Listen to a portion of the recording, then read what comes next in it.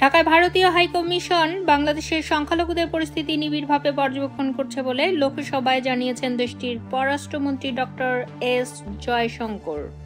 শুক্রবার ভারতের লোকসভায় 5টি সুনির্দিষ্ট প্রশ্নের জবাবে তিনি একথা জানান।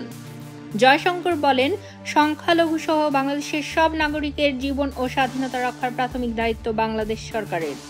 ভারত সরকার গত আগস্ট থেকে সারা বাংলাদেশে হিন্দু ও অন্যান্য সংখ্যালঘুদের বিরুদ্ধে সহিংসতা, তাদের বাড়িঘর ও ব্যবসা প্রতিষ্ঠান এবং মন্দির ও ধর্মীয় স্থানে হামলার বেশ কয়েকটি ঘটনা দেখেছে।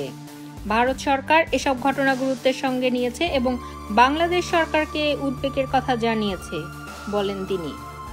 জয়শঙ্কর আরও বলেন, সম্প্রতি বাংলাদেশ দুর্গাপুজো উৎসবের সময়ও মন্দির ও পূজা মণ্ডপে হামলার খবর পাওয়া গেছে।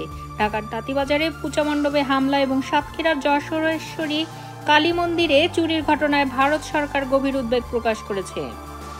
এসব হামলার পর বাংলাদেশ সরকার দুর্গাপূজা শান্তিপূর্ণভাবে উদযাপনের জন্য সেনাবাহিনী ও বিজিবি মোতায়েন এবং বিশেষ নিরাপত্তা দেওয়ার নির্দেশনা দিয়েছিল।